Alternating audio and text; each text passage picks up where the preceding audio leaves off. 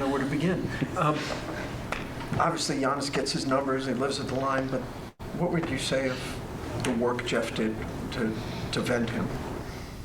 Yeah, I mean, he is a hard guard, 21 free throws, so it's downhill, especially, when he has a slow first half. He usually comes out with that same aggressiveness or, puts his head down, tries to get to the free throw line. He did that in the second half, so we can live with one guy kind of going off and keep everybody else under wraps. And, although Lillard had 18 and Middleton hit some late shots, 3 for 9 and 5 for 16, we can live with. And I think we did a great job on them initially, first half, and they kind of got going a little bit, especially in that fourth quarter. But, yeah, Giannis is a tough one, and you got to pick your poison at times. And we've shown that this year that when we can kind of go after everybody else and let one guy get loose, we have good results usually. Overall, were you pleased defensively, especially with the first half? Oh, yeah, it was great first half. It was one of our best in a while, especially against a high-scoring team. I think they had close to 130 on us last time, and they score pretty high against most teams. So great first half. Like I said, they tried to impose their will, and the game got a little mucked up and a little ugly in the second half. But held on and could have played better. But happy with the result, especially on the second night of back-to-back. Third quarter, they kind of narrowed it. Jeff hit 2 pretty big threes. How nice of it is to have a guy who can space the floor, put the ball on the deck, just kind of a steady guy like Jeff. Yeah, we understand how they're guarding, how they're defending with Lopez. He's going to be back and protect the paint, and I have a lot of experience against him, obviously. And so my message to Jeff and Jabari when he's at the 5 or our shooting bigs was to let it fly and be aggressive there. Grant Williams had 9 for 17 threes against him in Game 7, and he's going to guard the way he guards, and so it was big for Jeff to come up with those, and Jabari as well. Coach, your observations on Jabari Smith tonight? Yeah, great game. He wasn't scoring a ton, especially early on. I mean, he finishes with 14. I think he had 4 or 6 at halftime, but he played a beautiful game up until that point, even with not a ton of scoring. And so he was a big part of guarding Giannis extremely well in the first half and on Middleton at times. So he played the perfect game, let it come to him, and took what the game kind of gave him, and was a big reason we were up 20 in the first half. How special is it that Jeff is doing this at 37 years old? Yeah, I mean, yeah, it is impressive.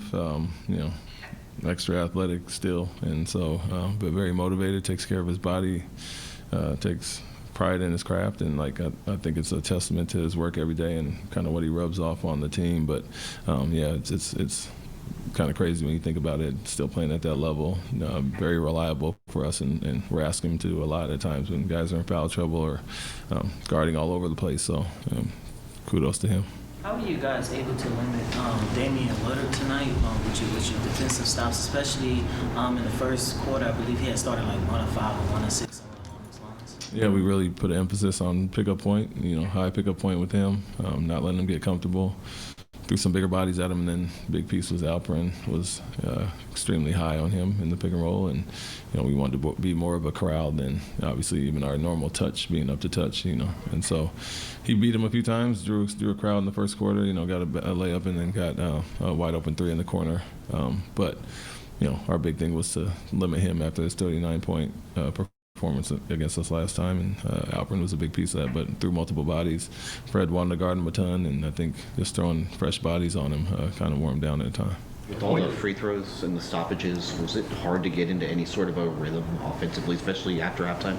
Yeah, it felt like it. The game felt long, 2:37. I mean, it was a lot of challenges and reviews and fouls and free throws, and so with all those, it drug on in the second half, and they came out and tried to make it like that and put their head down, like I said, Antetokounmpo would, and it was not as flowing as we'd like, but we had a part to do with that, with the fouling and kind of stopping ourselves. So, get it done either way, and we'd like to get out and play fast against that team, a bigger, slower team, but we grinded it out the right way, so we'll take it. What does it say about your team that the night after a couple of players said that Minnesota was a more physical team, you hold the Bucks to their second least points of the season at 108 without 2 of your best defenders? Yeah, we talked about that today, and we watched film from our last Milwaukee game when, they scored a lot, but it was a lot of second chance points, and 22 in last game. They only had 8 tonight, so we took pride in that, and all the second chance points, offensive rebounds they had last night. So it was a good bounce back. The message at halftime was that's who we are on a consistent basis, not what we saw last night. And so felt good to see our real team come back. But I said, it's usually look at that like a one-off because we have been competitive and physical most of the year. What do you like about pairing Cam and Amen on the floor together specifically? Yeah, the size, versatility, athleticism, speed, and so I think they complement each other well because they can do a lot of similar things as far as guarding multiple guys. It's a more switchable unit when they're out there, and usually Jeff's at the 5, and so kind of even across the board with big wings and a little undersized at the 5 spot. But when you have Jabari out there, you have some length and size as well. So, it's been a really good group for us for the most part. I think going back to the New Orleans game, they got us back in the game, and then Detroit and Brooklyn, they were really good as well. So a little rough patch last game with that group, but for the most part, 4 out of 5, they've been really good defensively, and then those stops turn into offense. The Alperen pass to Jabari with about a minute and a half left, was that a correction almost from the third quarter when it seemed like he was rushing towards the help defense coming and got stuck in crowd? Was that on his part a good adjustment? Yeah, I think so. I think they were doing a lot of pre-switching to put a certain defender up there. They wanted to keep Lopez out of the action, so we just went to a simple ball screen with Alperen there, and Fred's going to get a shot or hit the pocket, and from there they always collapse. And so, where he tried to rush it, my message to him in a few timeouts was stop looking for the foul, shoot it, or make a play for somebody else. And he took what they gave him. Obviously, has good vision, good passing ability, and a huge find for Jabari in the corner. So they used Jackson on him with a big coming to help on the move. Am I correct in thinking that's the defense you used with Marcus Smart for a year? Yeah, similar. But for us, Alpy is such a good passer that even if the help comes, he can still make guys pay.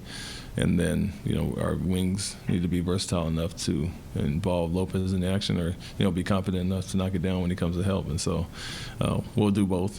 Go to Alperen knowing the help's going to come and it's going to generate offense there, or bring Jay Sean and Jeff, who it was, into the play. And, they got to be a playmaker out of it or be confident shooting. So try to do a little bit of both. But we had a lot of good combinations going on tonight. Thanks, Coach. Thank you. I'm not saying you invented it.